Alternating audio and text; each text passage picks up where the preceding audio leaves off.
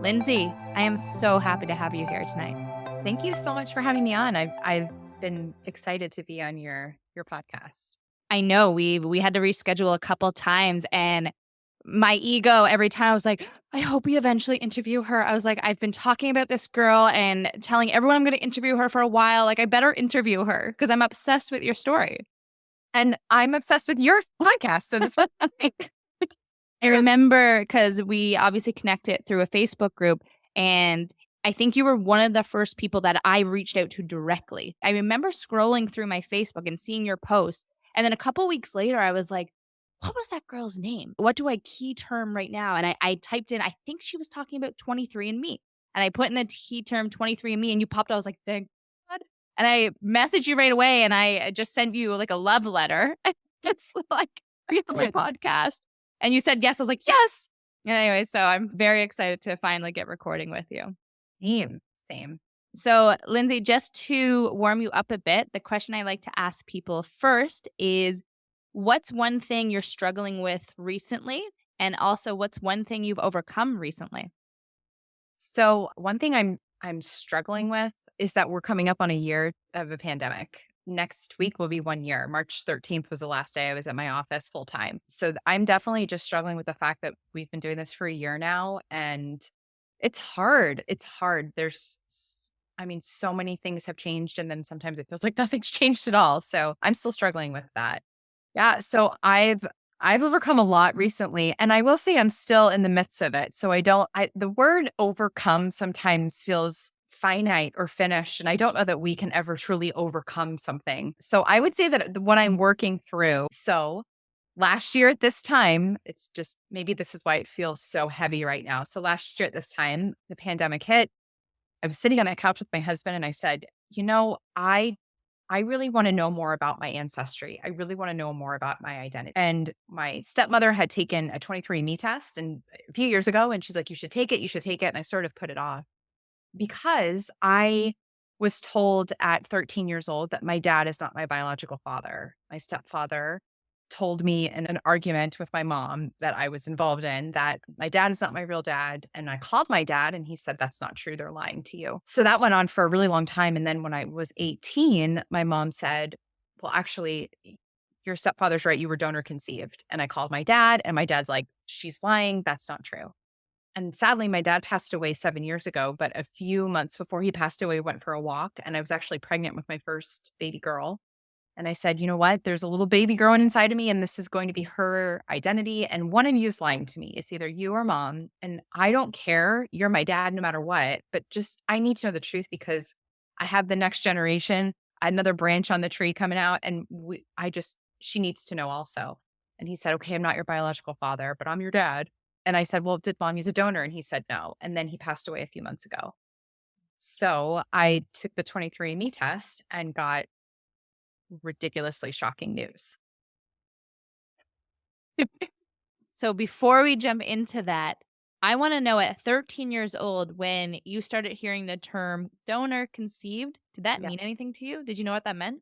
So I heard my mom didn't actually say that to me till I was like probably 18. But I remember like in my 20s calling people test tube babies, and I didn't really know what that meant. And I remember like, I don't know, I think when you're in your late teens, early 20s, you just want to be somebody that's different and like novelty. And I definitely am. I have been known to have a shock value kind of personality sometimes. So I would just come out and say like, oh, I'm a test tube baby. But I never really believed it. It's ridiculous now looking back and embarrassing that I'm admitting this. So you're getting me to admit embarrassing things. But deep in my heart, I believed my dad because my dad was one of the most amazing fathers and just like men that you could ever meet. So I just really wanted to be his. So I think in my heart, I believed my dad over my mom, which we can talk about later about what that did to the relationship with my mom. But yeah, so I didn't know what donor conceived really meant. And I honestly can tell you that I didn't know what donor conceived truly meant until probably a year ago. Did you ever ask your mom why she was using a donor? That's one thing I'm very curious about. Yeah. So I did ask her that. And she said, because your dad and I couldn't have kids. And But of course, my dad denied that. So they were divorced when I was 12. But I can't imagine what the conversations must have been happening between the two of them without me knowing, because I will say, while divorce is never easy, and now that I'm older, I know a little bit more of the backstory of their divorce. They never kept me in the middle of it. They left me out of all of the arguments, all of that. I never had to choose. They never talked bad about each other. So I'm very grateful that my parents, while they could have been ugly in front of me, they never were. So looking back, I can't imagine what those conversations were, because one of them was lying. And I'm sure that there was a lot of arguments that happened surrounding that. Yeah. But it leaves you so in the dark.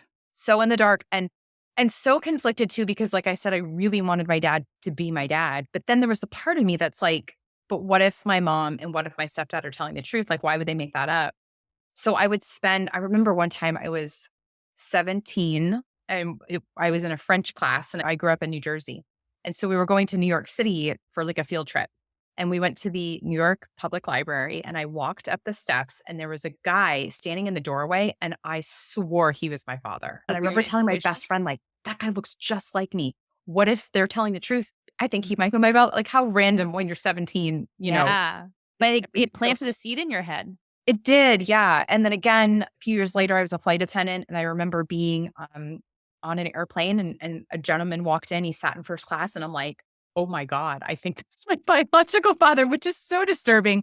But I'd really spent a lot of time searching in people's faces to see where I come from. And I will tell you, my nose and my chin don't come from my mom's side, and they don't come from my dad's side. So I guess I was Something like looking for that. this nose and where it came Yeah. from. 'Cause I will tell you, it is a very pointy, big nose for the bit. So, yeah. Oh, where do we begin? So talk to me when you took the 23andMe test. Give me a little bit more on why you wanted to know so much about your ancestry and why last year. Yeah. So I think when the pandemic hit, and now especially, I think we were all, I would say like a month into it, I realized I could never go back to who I was before the pandemic. I could never go And back who to the was rat that? race. Oh my God. I was like rat race mom. Like I was the Target mom. So I don't drink alcohol. I haven't drank in almost 10 years. Not because I had a problem, just by choice. I just quit drinking one day, and then that was Lifestyle it. It change. happened. And so I have to deal with everything very raw and real and without alcohol. So I can't just like have a glass of wine and like not think about it. So my ways of coping with things are Target runs. Well, just like aimlessly walk through. Love a good Target run. Starbucks. I was just so stereotypical Target mom, picking up the girls, dropping them off, going to work, going to cheerleading, their practices. It was just crazy. And now when we had that first month where everything stopped, I mean, the world stopped. It wasn't Literally just stop. It's like lights off. whole world stopped. And I guess you had all that time to think, and all of my usual coping mechanisms were taken away.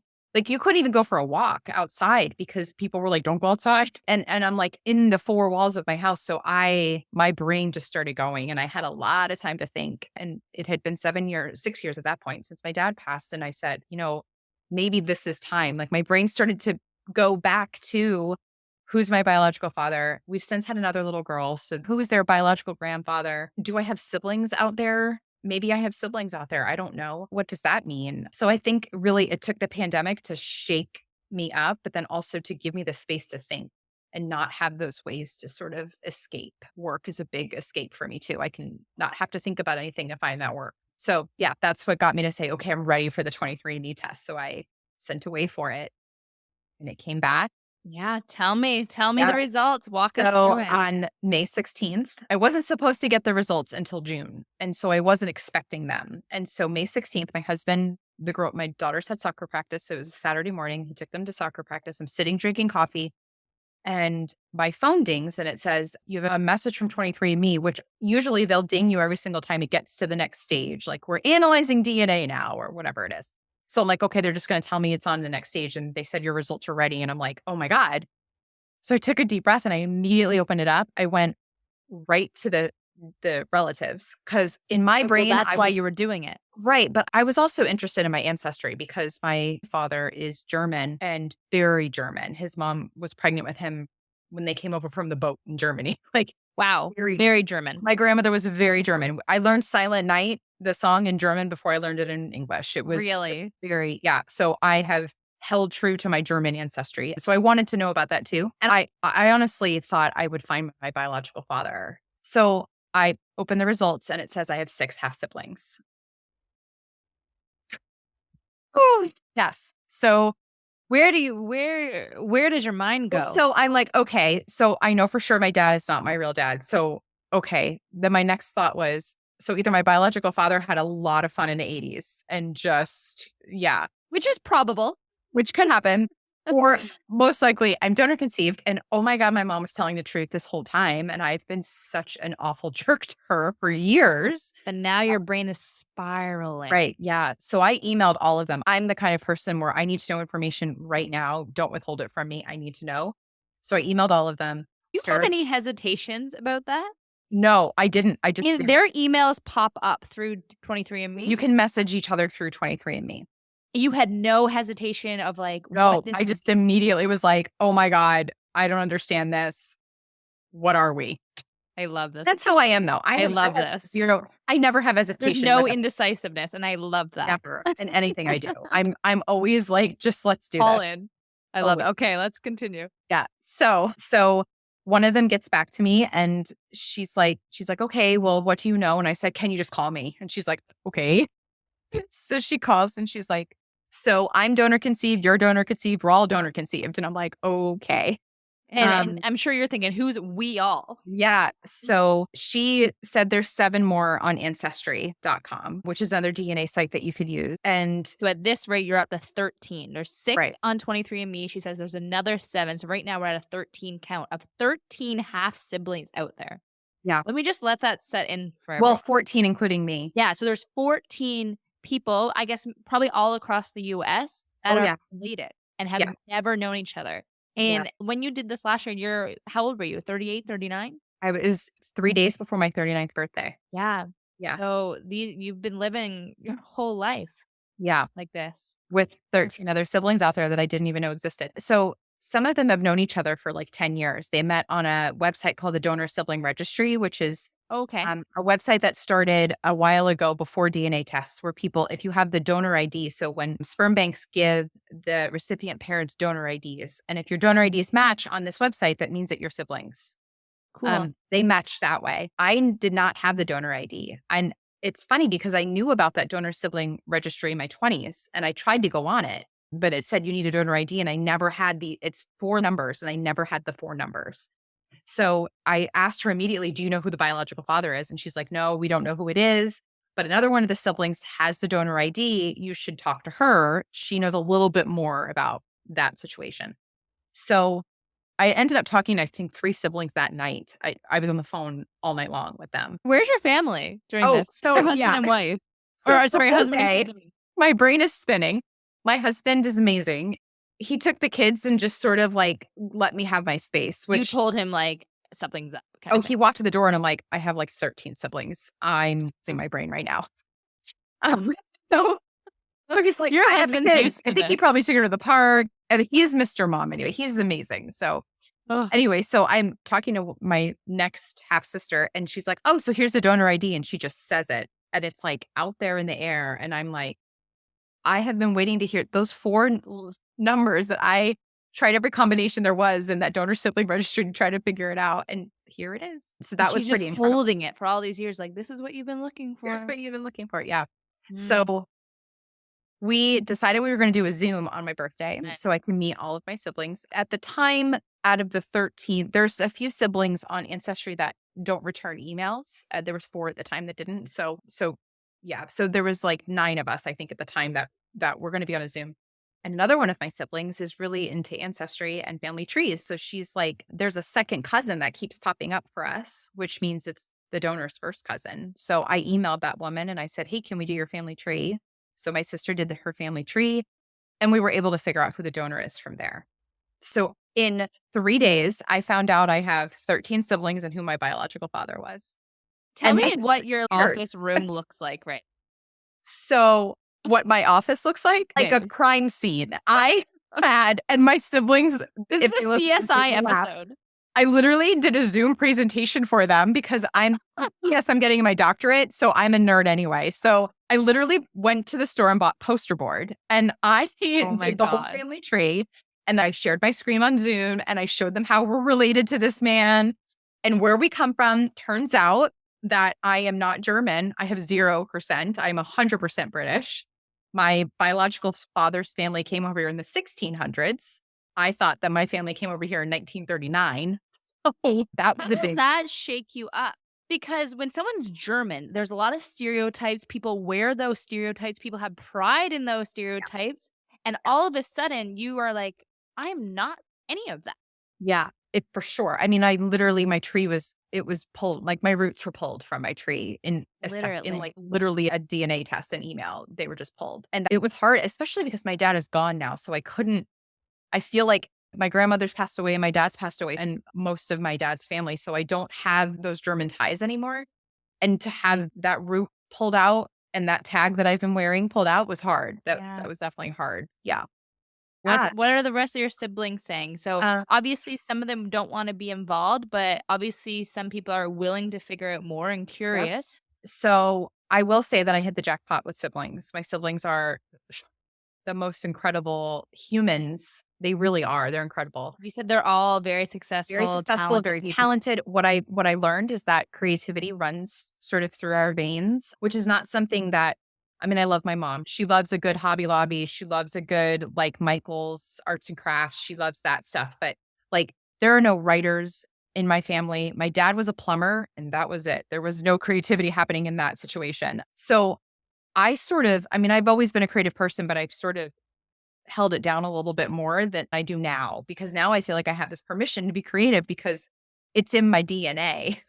My It's so siblings are funny hyper how creative. quick we'll change though. It essentially your permission to be German taken away from you, your Right. permission to be creative allowed to open up, and automatically you switch and really become a different person. Yeah. And so this is what's made me figure some things out about identity. Mm. So I have always believed that identity is fixed. I believe that you're born who you are. And our generation now is challenging that by saying, no, you're not born who you are. If you were born a woman, maybe that's not who you are. Maybe you're a man. So we're realizing that our identities are not fixed or not when you're born, but no one really thinks about it down to the root, down to your ancestors. We hold our ancestor stories as part of who we are.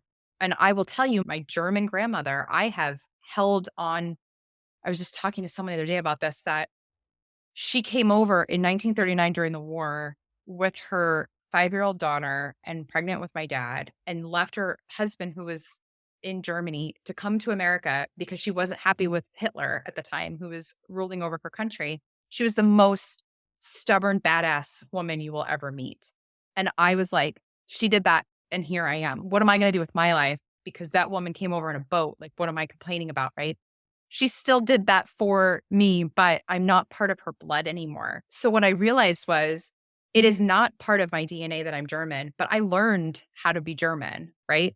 So identity is not fixed at the root. It is not fixed. It's something that we learn and relearn. There And are it things sounds like about it's a my lot more DNA. to do with nurture. It's your environment more Yeah. so. So that the debate between nurture and nature, I don't think it's a debate. I think it's both. There is no debate Mm. about it. It's both because I'm like my dad who nurtured me because I grew up around him and I'm outgoing and I I do all the things that he did. I'm very much like my dad that raised me, but I will say I'm more like my biological father in the sense that I am motivated, determined. We're actually in the same industry. So I'm following in his footsteps and the creativity that's running through, I'm realizing comes from DNA. So I think nature and nurture both play a role, which is really interesting, but it's not a fixed part of who I am. I get to learn how to be creative now and I get to learn that being German is still a part of me. It's just maybe not part of my root. Yeah. I think it's beautiful what you said. You have the permission to be creative now, Yeah. and it opens up a whole new world of what was already in you Yes. that you can explore now. It's really beautiful. You said it feels freeing? Yeah. Yeah, for sure. Yeah. So, let's talk about your biological dad. What does he know about it? Does he want a part of it? Mm. So we sent him a packet. There was 9 of us at the time, and in the packet, I think I think like 5 or 6 of us wrote a letter also that we did not read each other's letters, but we put like sealed. And some of us put pictures of our kids or us. Some wrote really long letters. Some just, I think I wrote I probably wrote a 5-paragraph essay if I'm being nerdily honest. I'm such a nerd. What was But the motivation of this packet? well, we wanted to tell him that we exist. We Okay. had a cover letter and we just basically said, like, hi, we're here. We exist. We figured out who you are. We mean no harm. We don't want anything from you. Our biological father is very prominent, very much in the public eye where he lives. He is a researcher. He's very Googleable. If you Google him, lots of things come up. So with that, we're able to find out a lot about him. But we told him, like, we don't want your money. We don't want any of that. Maybe we want some medical information because we don't have that. Maybe just some information about our ancestry. But again, because he's so Googleable, it's pretty easy to find that kind of stuff. In my letter, so I don't know what my other siblings wrote, and we all sort of kept that personal. But in my letter, I can speak for myself. I just said, I'm not looking to replace my dad. I don't need that. I have a dad. I'm not looking for a seat at Thanksgiving dinner, but I would love, like, if you're ever in my town, let's grab a cup of coffee. If I have a question about something, I would love to be able to email you. And that's as far as I ever wanted to go. So we didn't hear anything for about 3 months. And then he sent me an email.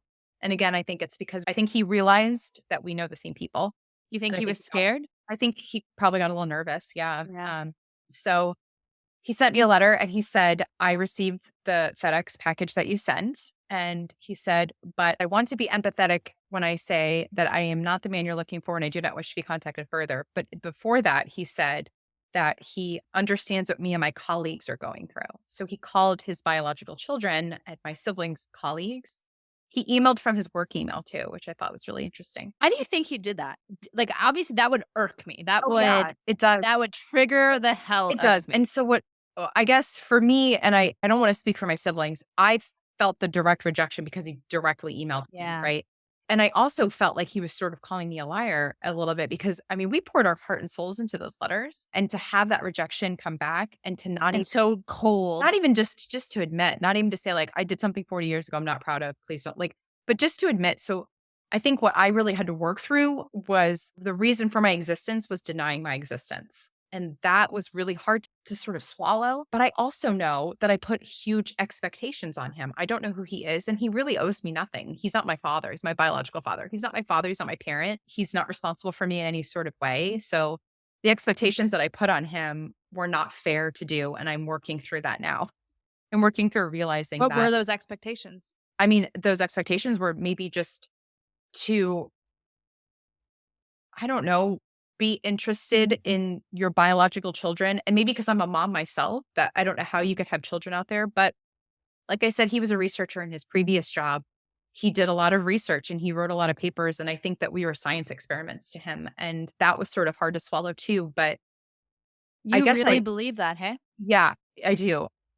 I've, What does he gain out of that though if he's doing this science experiment? he's a researcher. So researching clout would definitely help him to write books and do all sorts of things like that. And then But is go he up. publishing that he's doing this? Because if he's trying to hide behind of it, it doesn't seem that he really wants it out there. So where's the Yeah. clout gonna come from? I think just he's a researcher. So he was publishing some of his own research on things and in his previous jobs before what Was he's he doing now. in more the fertility field or anything like that? He started out that way, yeah, but he's Okay. no longer. Yeah. Right. So it makes sense Um, kind of what this science experiment would be about. right, right. So I guess my expectations were, wouldn't you want to see the end product of your science experiments? Like we're all really successful people. And I think because I know how great my siblings are, that I'm like, why don't you want to know us? Like, why don't you want to admit that we are your biological children, especially when we want nothing from him. We're all successful in our own right. I want none of his money. None of us do. We're not even entitled to that anyway. So that's not even something that we would ever do. But we share his DNA and a lot of us are researchers too. So I've been able to find out, I Me probably too. know more about him than he knows about himself at this point because part Right. of my coping mechanism was to research. I just needed to know. So we got that letter back and we've all just been sort of processing it. Some of my siblings don't care. They're like, I'm here for the siblings. I'm not here for the biological father. I don't care. Some of To my be siblings, that strong. yeah, some of my Holy crap. care, some of my siblings are grateful that they're alive and they're grateful for him because we wouldn't be here without him. And so they're able to see that lining. And I would love to get to that silver lining. I don't think I'm there yet. I'm still feeling, I still have days where I get angry and I feel the rejection and I feel like the unfairness of it all. You feel like he still owes you something, which I think is totally I fair. think I think he owes just to admit that who we are Your and maybe just some existence. medical information. And honestly, there's probably about 100 of us. We're thinking we probably have hundreds of siblings out there because our age gap is 12 years. So we know he was donating for 12 years. So we don't know if he was donating every single day. We don't know how often he was donating. So it could be that we could have, I mean, we're getting a sibling a month at this point. We're at 20 siblings now, PS. Lindsay, there Um, might be, let's say that again, there might be 100 of you out there. Probably is. Yeah. When I left off the story of 14 of us, since then, we've had a bunch pop up. We get like one a month will pop up on these DNA sites. We just had one pop up Right. last month. One popped up on Thanksgiving. 2 weeks later, another one, then one in January.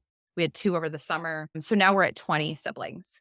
What are they thinking about it? Because obviously their motivations to sign up for a DNA testing wasn't the Yeah. same as yours. Are they getting a lot of shock? Well, so some of them never knew they were donor conceived at all. Right. Like, didn't even get Never this. ever heard that term. Yeah, never even heard the term either. One of my brothers was like, donor conceived has never entered my brain. I've never seen it on the news. I've never read about it. It just has never entered my world. Yeah. So some of them knew, but I would say the majority of my siblings did not know they were donor conceived and got the shock from it. Yeah, My God, we could do at this rate a 20-part episode. we Holy. could. Yeah. I'll just keep coming on and telling you my I update. mean, all 20 of you come on You and know, it's funny because every time I do a podcast, another one pops up. In fact, I was talking to my sister the other night and she's like, "Are you doing a podcast?" I'm like, "Yeah." And she's like, "We're going to get another sibling." Every single time it happens, I have to like message and say, "Hey, guess what? Update. Here comes another one." Also, everyone should do a 23andMe or an Ancestry because you could be my sibling. Just a heads up. well, we both have blonde hair. We do. You never know. I'm gonna be 28. Do I fit those years? You do. Could. Yeah. My youngest sibling is a few years older than you, but we don't know how long he was donating for. So, or how long they kept it frozen on ice. Right. We could So have true. siblings that are children, right? So I gotta ask you, and this is just my own taboo curiosity. Do you think he was donor conceiving with consent? Yes, I think, yes. I I can't guess say 100% because I don't know a lot of actually what no. he was doing. I know that the bank that I'm from was frozen. Right. So, yes, and he wasn't my mom's doctor. I think it was you and I that were a bit speculating the last time we talked. It's in the news a lot right now. Okay, so tell people what that story in the news Yeah. and kind of the controversy around donor consent. Yeah. So I'm turning 40 in a few months, and I'm the first generation of donor conceived people in our country for the most part. There was some donor concept from 40 to 70. We're like the first generation of adults that are out there right now that are like this. Right. We're speaking out, right? So we're finding though, as people are taking tests, that some doctors were the biological fathers and using their own sperm and telling their patients that it was a donor, it was a med student, it was whoever, and they were using their own and inseminating. So there are 2 states right now that it's illegal for a doctor to use his own sperm without his patients knowing. There are only 2 states. In There's a lot of 48 other states. states, Yeah. a doctor can use his own sperm and not tell the patient and lie to the patient. So the patient goes through a book or online or whatever, picks out their donor, but really it's the doctor. Where it gets really dicey, back in the 80s, they were using fresh and frozen. But the ones that were using fresh, which means that the doctor would have to have done what he does and then immediately inseminate, they're calling that medical rape. Doctors in the United States right now are getting their licenses taken away and they're getting put on the sexual predator list. Even if for something that happened 30 Wow. years ago, this statute is 3 years after you figured out that the doctor is your biological father. You have 3 years to bring it up. You have 3 years to figure it out. 3 Right. years after you get inseminated or No, 3 3 years after you take a DNA test to you figure take it. 3 years to figure it out You're and allowed to can prosecute. Yeah. So right now in Texas and in Colorado, it's illegal, and Ohio is just about to pass. It's on the floor right now. It's just about to pass that Texas and Ohio. Texas, Colorado, and almost Ohio. It's Okay. about to happen in Ohio where doctors cannot use their own sperm. So it's donor conceived people that are fighting for this. A donor conceived them. person, her name is slipping my mind, but she's amazing. She figured out that her biological father was her mother's doctor, and she went after him, and he was very powerful. He had a lot of friends in high places, and she went after him. It took her years. She went every single day and showed up at the Capitol and was like, "This happened. You need to listen to me." And finally, Finally they made did. it illegal. There's a documentary Wow. right now on HBO called Baby God. It's a little more twisted, but that But man medical insemination. fathered hundreds of kids. Yeah, it's definitely coming out. I see it all the time, and I'm on Facebook groups for donor conceived people, and You're I feel like seeing every the day there's a new stories. article about a doctor that just got found out. Yeah. I mean, you can't All hide anymore. DNA tests, you can't hide. Well, that was what I was gonna ask you next. Did you have any thoughts about DNA testing and donor conception before in terms of ethics and whatnot? And how have they changed now? Yeah. So they've changed immensely in the last 6 months. I definitely feel like I'm becoming maybe like a mini advocate for donor conceived people. I think in the Wow. donor conceived triad, you have the donor, the recipient parent, and then the donor conceived person. The donor conceived person has no voice. They have no say. They're not signing any contracts.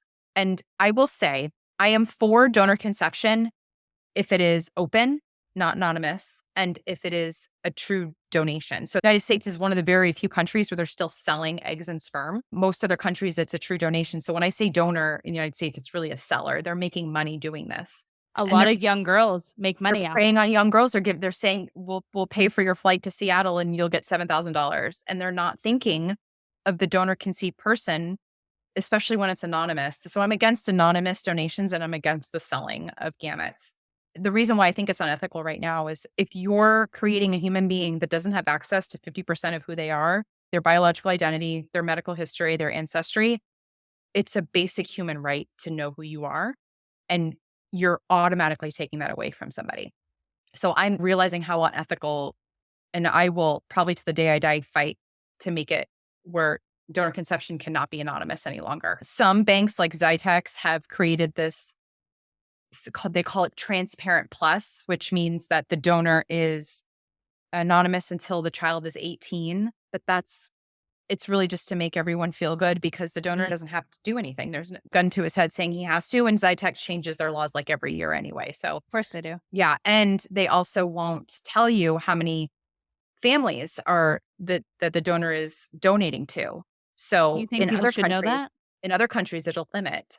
They say 25 Mm. families, but if you've got 25 families that are using a donor, they can have 5 kids. So now you have 100 people. Like that's the problem here. So Multiplies really quick. people are finding out that their 2-year-old has 30 siblings because they're finding each other by doing DNA tests and they're DNA testing their kids and finding out they have all these siblings. So, and that's another thing too. I love my siblings, but nobody needs 20 siblings in the world.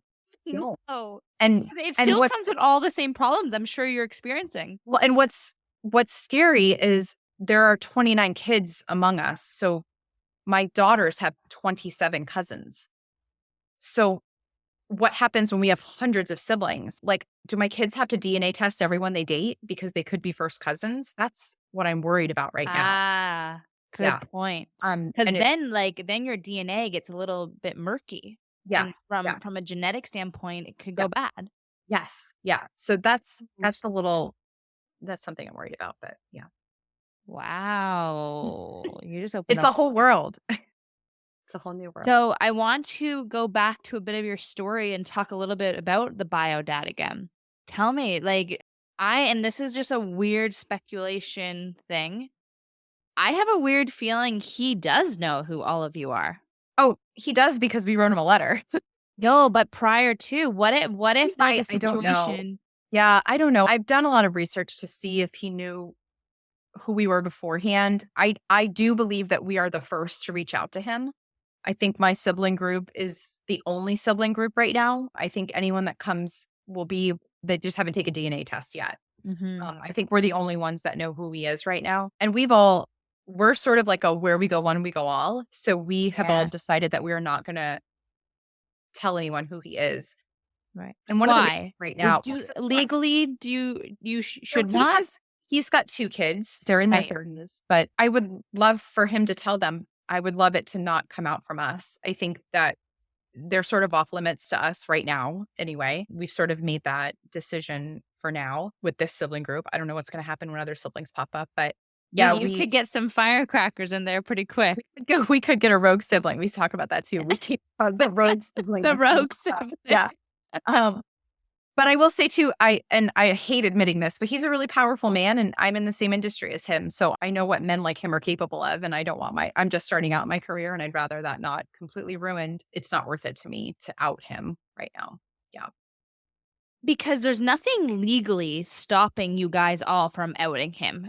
But without your situation, what do you think your siblings' motivation of or just interest of not outing Yeah. him? They just don't want to punish him because they're alive. Okay. I think outing him would probably be a punishment because of where he is in his career. It probably would feel Right. like that. And none of us want to hurt him. We're all really good people. We don't want to do that. And sometimes we're like, whatever, we'll just tell everyone. And then the other ones, like I have They quiet you down? she brings me down. Yeah. She's like, we need to talk on the phone. And it's great because I have all these other perspectives that bring me down because sometimes I do get a little angry and I'm like, oh, whatever. Right. If he's not going to tell everyone, I'm going to tell everyone. But I realize that that is not coming from love. That's coming from fear and coming from And anger. And that's selfishness, probably. selfishness. Yeah. And Yeah. I'm raising two little girls, and my sister helped me to remember this. I'm raising two little girls who are seeing how a woman reacts to Yeah. a powerful man. And it's not to bite back. I can find other ways. Yeah. So, and at the end of the day, our moms made this decision too, which is something that my sibling helped me to realize too. And everyone's mom had a different motivation, you know? Yep. Yep. But they still chose donor conception. So yeah. So it's not just my biological father. Like I don't want to throw all of my arrows at him. Yeah. I It's wanna talk about how this has affected your relationship with your mom. yeah. So I think she definitely felt relieved when I told her I was done the donor conceived. She's like, I know. It's She's like, "I'm well aware." I'm Why well do you aware. think she kept it from you for so long or didn't want to get into it? She You know who it tried. was? She would no, she didn't know who Oh, it was. okay. She tried to tell me and I just never believed her. In fact, she told me the name of the doctor that she went the fertility clinic and I called it like, I don't know, probably 10 years ago. And they're an abortion clinic now. So they went from fertility to abortion. I'm like, Mom, there is no way you're lying. Like I felt like that Yeah. was another thing to show her that she's lying, but really, they just changed. They just changed That's a the story in really itself. There's a awful story there. yeah. Anyway, so we have had a lot of conversations. My mom and I would say a lot of my siblings' moms and any donor conceived mom of my generation, they're having to come out too. And my heart actually goes out to my mom and to all of my siblings' moms because in the late 70s and early 80s, women were still doing what their husbands told them to do, what doctors told them to do. And the doctors then, and sadly now, are saying, don't tell your kids. It's a dirty little secret. You don't say anything. And sometimes they were even mixing the sperm. They were mixing the father's sperm with the biological father, donor sperm, so that you could tell your kid, we don't really know. We think you're, because DNA didn't exist then. There was no DNA test. So, Right. and there was no way to prove it. So you just Yeah, went DNA test only came out in the '80s, right? I don't know when, but commercialized DNA tests only came out like, I don't know, maybe 10 years ago. I could be wrong. Yeah. A little more than that. Yeah. So my mom asked me not to tell anyone for a while because she was like embarrassed because she didn't tell her best friends and close friends and family. So I waited 5 months and then finally I'm like, this is my story and I want to tell it. So I did a podcast and just posted it on Facebook and everyone found out. And my mom realized it wasn't that bad. It was okay. And then my sister too. So my sister that I grew up with that my mom and my stepdad had together, she sort of had to deal with sharing me with all these other siblings because it was just her and I. And then sharing my daughters because my daughters are her nieces and my daughters are obsessed with my sister. So that was something for her to sort of walk through too. So I think it's brought my mom and my sister and I way closer than we ever have been. Yeah. Lindsay, you had no idea doing a 23andMe test was going to I mean, you knew it would affect you somehow, but you had Mm. no idea to what mass that this would Yeah. affect every single person in your family. Your Yeah. And my daughters, your daughters, sister, I yeah. mean, my little girls now, they know, I mean, they're 6 and 7. They were five Yeah, and what do six. they think of it all? So what I can't go into like the birds and the bees of how I was created. I tell them that I have a daddy that raised me and a father that made me. And that works for them right now. I just say that Nana needed ingredients that Pop Up didn't have. And that's where we go with That's a it. good way of putting it. Yeah, and they know they have a lot of aunts and uncles, and actually my sister came out to visit in December from California, so they got How to was meet that? her. Amazing. We all say this too when we could talk on the phone for the first time, that it's like we've just known each other forever. I don't know if it's just a weird sibling thing. So it just felt instantly comfortable, and my girls loved her, and so it was really neat to see that. And she grew up an only child. So she got to meet her two nieces that she's never He's had nieces before. loving this. So yeah, that was really neat. That was really neat. And a bunch of my siblings have met each other too. So it's been cool.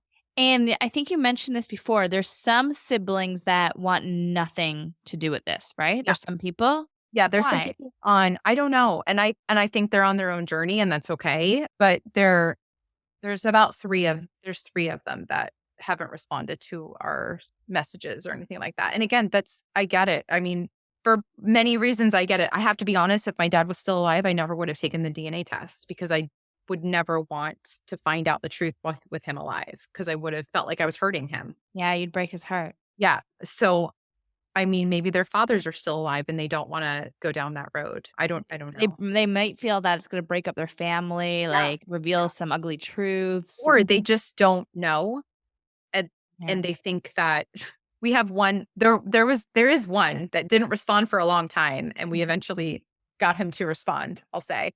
And he thought that it was a scam. He thought it was like something happened at Ancestry. There was like a mix up, and we were like trying to scam him. And we're like, It's a good "You scam know your idea, though. siblings." Yeah. And it turns out he's amazing. His wife is like a sister-in-law now, and they're just incredible people. So we very much lovingly welcomed him into the fold. Everyone all across the states or outside the states at all? Or just All over the country. We're just the Yeah. United States right now, and we are literally spread out all over the place. There's two that came from the same state, but most of us are all from different states. I have twins. I have twin siblings. donor conceived. Yep.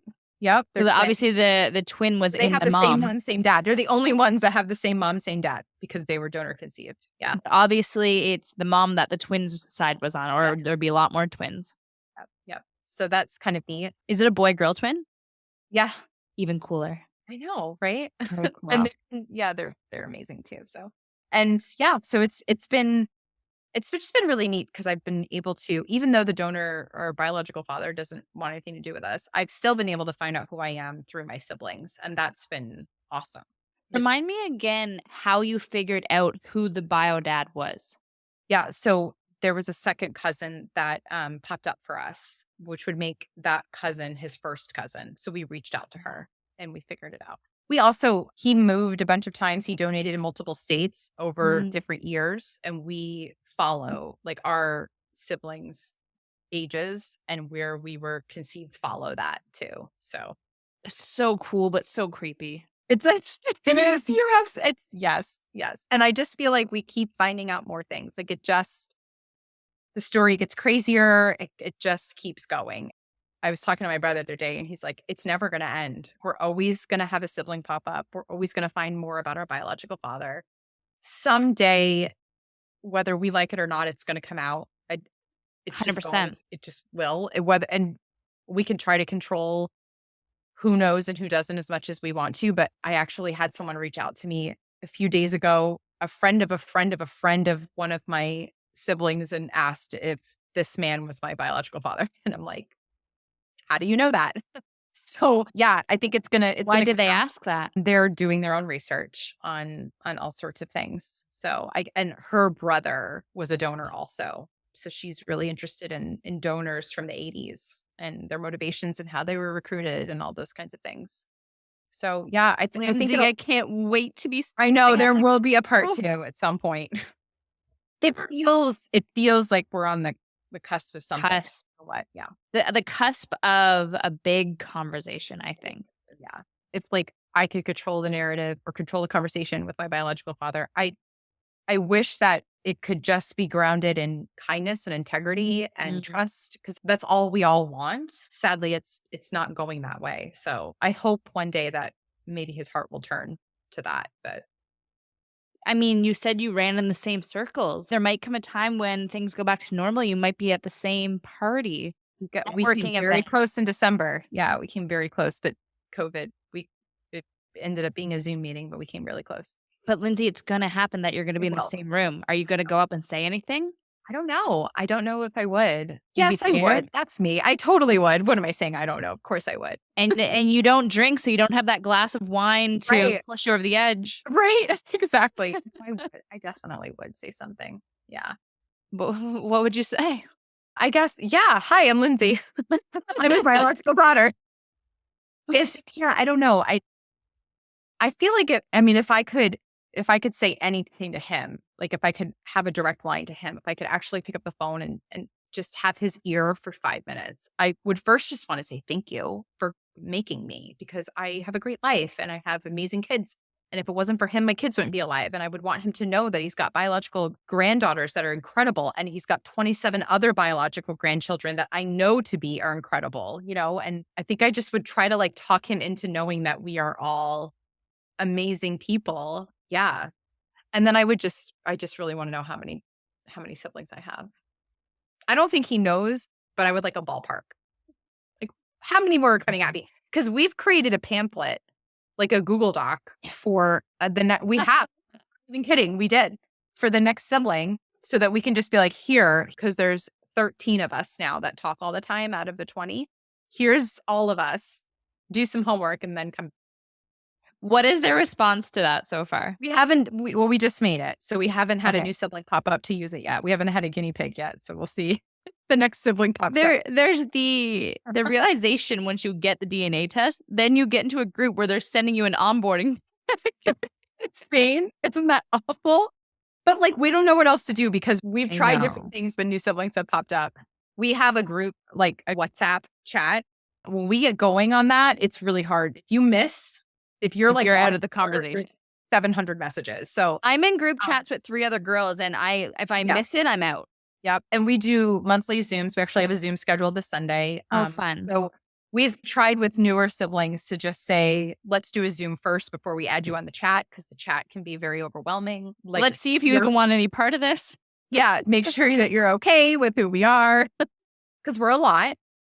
Do you find the new siblings popping up are similar personality styles? The one that just popped up, I think he's a little more reserved, but yeah, we're all basically the same person. Which is Just so cool. happy. I'm definitely more like I'm the sleuther. I'm the researcher. Like I need to know everything. So there's some of us that we have kind of different personalities, but for the most part, we're pretty much the same. Yeah. Lindsay, where do we go from here? What do you like? You have this full story now. You're writing a book, but like you kind of alluded to it earlier, where you feel like you're on a mission of donor advocacy and et cetera. But what do you want to do with all of Yeah. So I've been doing podcasts and I've been realizing that while not everyone is donor conceived and has 20 siblings, I think we're all, like I said, with the pandemic, are kind of struggling with our identities right now and what that means. And I think being able to just be free to pull out your root, pull them all out.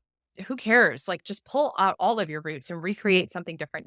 You're not married to the thing that started you out, like how you were conceived. Some people were conceived in really rough ways. That has nothing to do with who you are now. That's not part of your identity. I had a girl reach out to me a few months ago. I don't know who she is, but she sent me a DM and she said that she was the product of rape.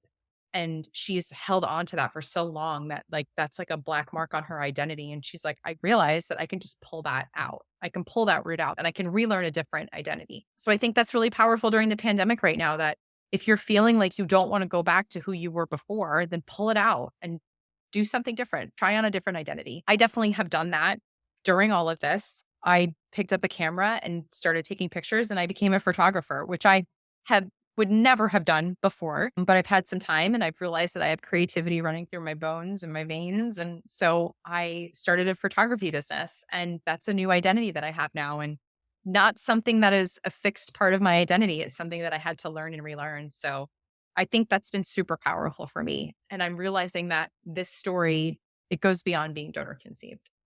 It really does. It's a huge message. And the book that you're writing, is that kind of the narrative of the message as well? Yeah, it definitely is. Yeah. Just How talking about, far along are you? I'm working on the proposal right now. So yeah. Wait, when do So you hope it'll be out? Obviously, it and takes I a have to, process. so I've been hearing that it's a few years before your book is even out in the public. When you get an agent, it's like a year to 2 years. So I'll be pitching to agents. I'm giving myself 6 months to write my proposal, and then I'm going to pitch. And what does that mean, a proposal? Like, are you writing the first 5 chapters? What does that Yeah, mean? you write an outline and you write like a little sample, and then you pitch them to agents and hope that they'll pick you up and send it off to publishers. Hope that they'll pick you up. You're gonna have them lined up at the door. Oh, let's hope. I guess God, it's this story I is wanna make sure that any story that I am telling is not a shock value story, that it has meaning and that it will right. change somebody. It doesn't have to be everybody, but that it'll make a difference in somebody's life. Lindsay, I guess to close it up here, is there anything you feel like was left unsaid? No, I think we covered a lot of topics. Thank you so much for allowing me to tell my story, and if anyone's interested in following along on my journey, you can find me on Instagram and Twitter and Clubhouse. I'm on Clubhouse also now, which is so exciting. Yeah, and who knows what you'll find out because the story continually evolves. I know, and I'm following along with Thank it. you. Oh, I can't wait. Lindsay, it's been an absolute pleasure. I feel like I've known you forever. You're so easy to talk to, and it was a Thank pleasure you. to hear your story. Thank you so much.